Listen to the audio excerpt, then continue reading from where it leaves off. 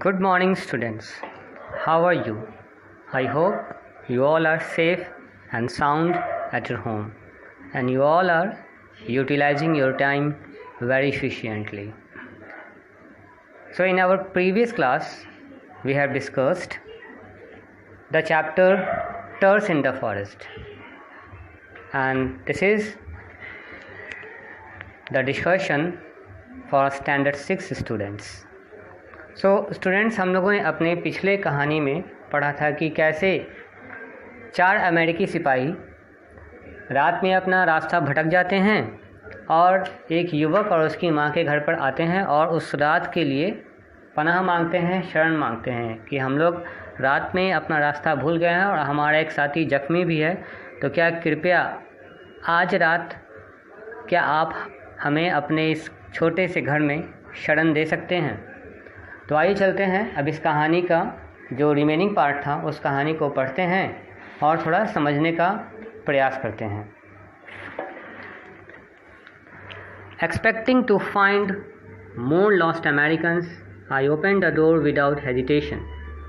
There stood 4 soldiers wearing uniforms quite familiar to me. After 5 years of war, they were Germans. तो इसका मतलब है, जैसे ही माँ ने घर का दरवाज़ा खोला, चौखट पर 4 सैनिक खड़े थे। वे सभी जर्मन्स थे। I was paralyzed with fear. Although still a child, I knew the harsh law. Sheltering enemy's soldier constituted high treason. We could all be shot. Mother was frightened too. यद्यपि एक बच्चा होते हुए भी मैं डर से बुरी तरह लाचार हो गया, क्योंकि मैं अपने देश के सख्त कानून से वाकिफ़ था। अपने देश के दुश्मनों को घर में पनाह देने के अपराध में हमें मृत्यु दंड तक दिया जा सकता था। माँ भी इस बात से डर रही थी। Her face was white, but she stepped outside and said quietly. The soldiers wished her a Merry Christmas too. माँ के चेहरे का रंग उड़ सा गया था, परंतु फिर भी वो बाहर जाती हैं और शांतिपूर्वक कहती हैं, merry Christmas.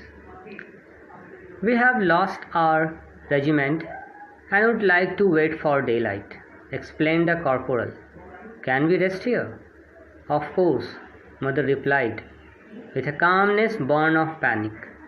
You can also have fine, warm meal and eat till the pot is empty. Corporal ने कहा कि हम सभी अपने रेजिमेंट का रास्ता भूल गए हैं और सुबह तक यहाँ रुकना चाहते हैं। क्या हम यहाँ रुक सकते हैं? माँ कहती है, जी हाँ, अवश्य, बिल्कुल, आप हमारे यहाँ रुक सकते हैं और तब तक केवल रुक ही नहीं सकते हैं और खा भी सकते हैं और तब तक खा सकते हैं जब तक कि हमारे बर्तन बिल्कुल खाली ना हो जाएं। The Germans smiled as they sniffed the aroma through the half-opened door. But Mother added firmly, we have 3 other guests whom you may not consider friends. Now her voice was suddenly sterner than I did ever heard it. This is Christmas Eve and there will be no shooting here.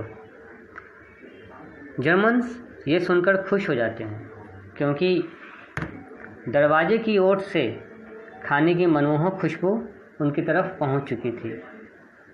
पर माँ ने उसी क्षण दृढ़ स्वर में कहा, हमारे घर 3 और अन्य मेहमान हैं जो इस वक्त अभी अंदर बैठे हैं, जिन्हें शायद आप अपना मित्र ना समझें।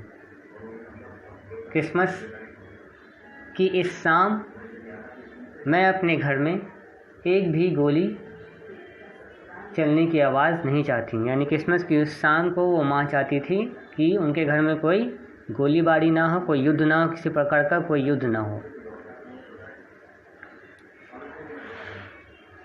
The corporal started, who's inside? The corporal demanded. Mother looked at each frost-chilled face. "Listen," she said slowly. "You could be my sons, and so could those in there. A boy with a gunshot wound fighting for his life. His two friends are lost like you, and just as hungry and exhausted as you are." This one night she turned to the corporal and raised her voice a little.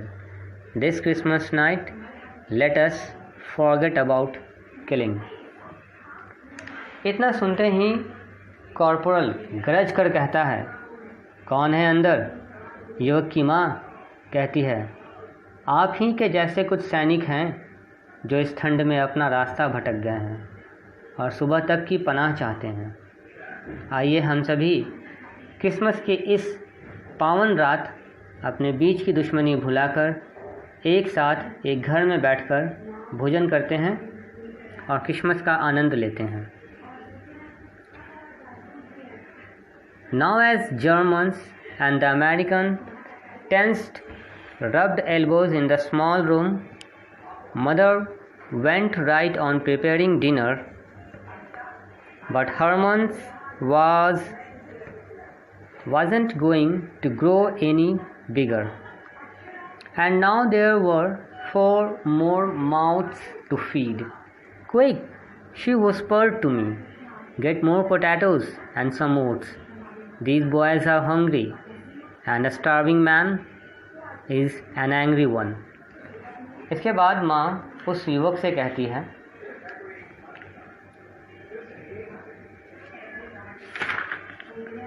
क्योंकि अब Germans और Americans एक साथ एक ही कमरे में बैठे थे तो जगह छोटी होने के कारण उनके बाजुएं यानी कि बाजुओं की जो कोहनी होती हैं वो आपस में टकरा रही थी।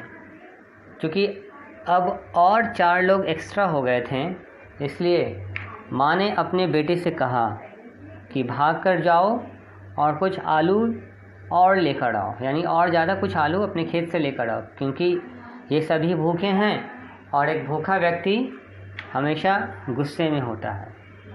तो स्टूडेंट्स, आज के लिए हम लोग इतना ही कहानी को समझते हैं। कहानी का 3rd पार्ट आप लोगों को नेक्स्ट क्लास में मिलेगा और may be in the 3rd part कहानी फिनिश हो जाए। ऐसे कि मैंने फर्स्ट पार्ट में मैंने समरीज आपको बता दी थी, फिर भी 3rd पार्ट को हम लोग और ज़्यादा अच्छे से इलेबोरेट करेंगे और समझने की कोशिश करेंगे कि आखिर अब आगे क्या होता है। होमवर्क्स आप लोगों को स्लाइड्स में मिल जाएंगे students. And do one thing, keep your study. Good day.